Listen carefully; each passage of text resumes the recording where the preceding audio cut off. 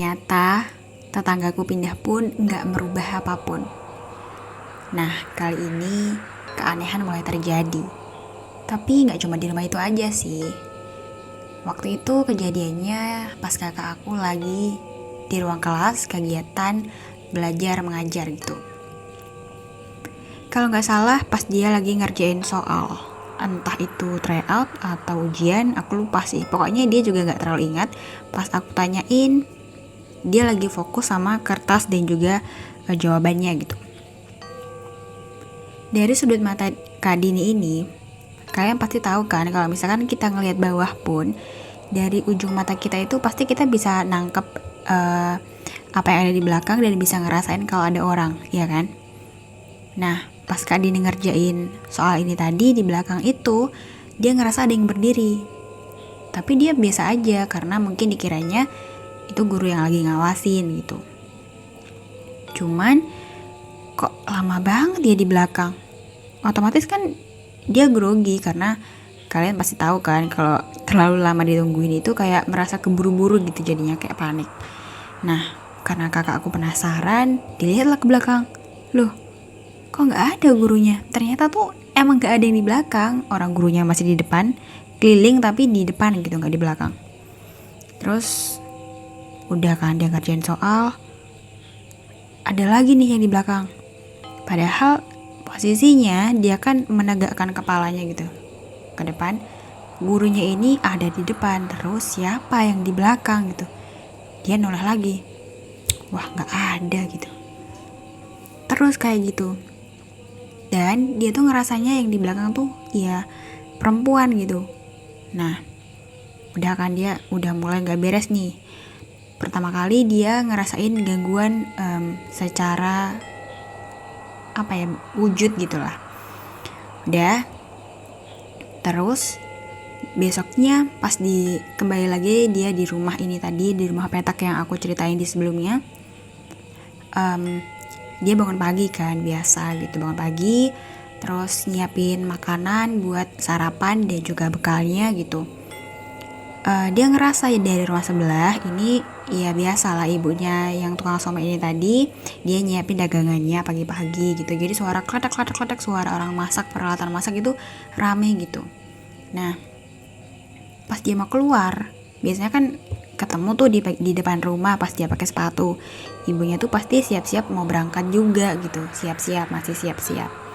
Pas dia keluar kok nggak ada yang keluar. Ibunya kok tumben gitu. Nah, di depan rumahnya ini biasanya yang sendalnya agak banyak karena ibunya juga punya 2 anak cowok gitu, dan ibunya gitu otomatis kan ada beberapa sendal dan biasanya tuh pintunya dibuka. Itu ternyata nggak ada sendal, jadi kayak cuman sendal yang ditaruh di lemari di lemari sepatu, dan nggak ada yang di depan pintu gitu, dan pintunya juga ditutup. Oke, dia mungkin mikirnya oh paling si ibunya agak siangan gitu. Berangkatlah dia ke sekolah. Besoknya pas siap-siap lagi, dia tanya nih sama ibunya, ketemu tuh di depan, Bu kemarin kesiangan kah gitu. Terus ibunya ini jawab, saya kemarin pulang ada urusan di rumah, di kampungnya gitu. Terus kakak aku kaget, loh ibu berangkatnya jam berapa gitu kan. Nah terus dia bilang, saya udah 2 hari mbak gak di rumah gitu. Terus mbakku shock nih, waduh lah, terus yang masak kemarin itu siapa gitu. Tapi dia gak berani ngomong ya kan, takut kalau misalkan ibunya jadi parno apa gimana gitu. Terus oke fine gitu, mungkin oke lah, itu kayak dia halusinasi atau apa, dia berusaha positive thinking. Dan beda hari lagi, di depan rumahnya itu kan ada pohon kalau nggak salah tuh itu apa sih, kalian tahu nggak sih yang buahnya kecil-kecil tuh, pohon melinjo. Kalau bahasa Indonesianya apa ya, pokoknya pohon melinjo gitu. Pohon melinjo kan agak rindang tuh, pohonnya agak besar gitu, kayunya besar. Terus di bawah pohon itu ada kursi-kursi dan meja yang disusun dari kayu juga, dan biasanya dipakai buat nongkrong teman-teman kakak aku yang pertama, Kak Rika.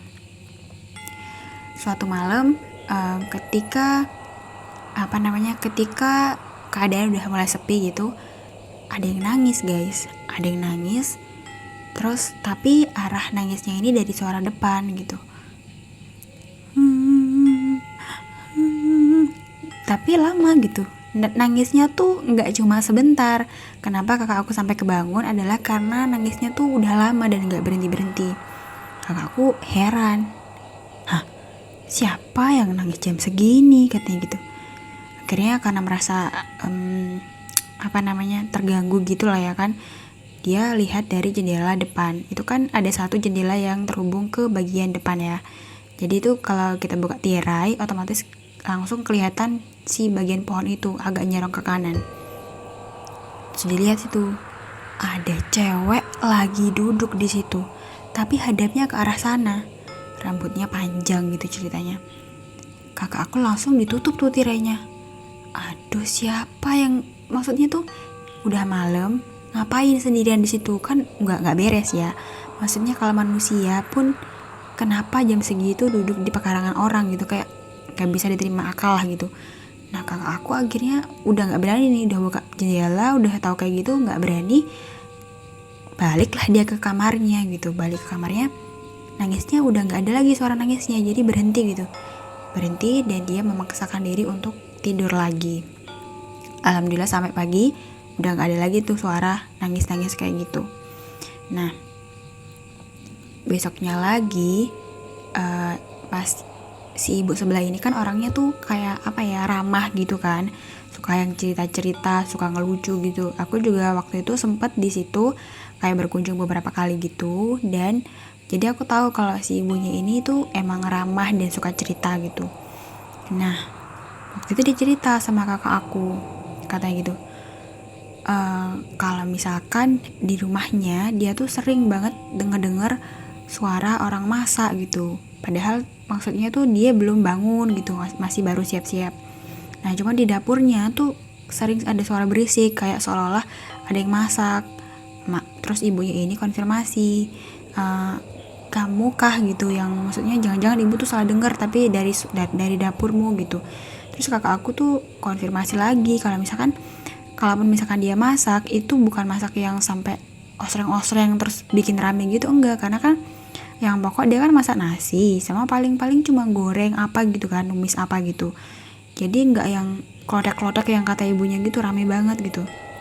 Nah terus si kakak aku juga cerita kalau waktu itu dia juga pas ibunya pergi, karena ibunya udah buka omongan duluan, pas ibunya pergi dia itu dengar emang ada yang masak di dapur ibunya gitu. Nah dari situlah tahu kalau misalkan mereka berdua itu akhirnya tukeran cerita horor gitu lah, kayak kemarin aku ngedenger ini gitu. Jadi mereka berdua itu klop dan kayak setuju gitu kalau di situ tuh emang agak angker gitu rumahnya.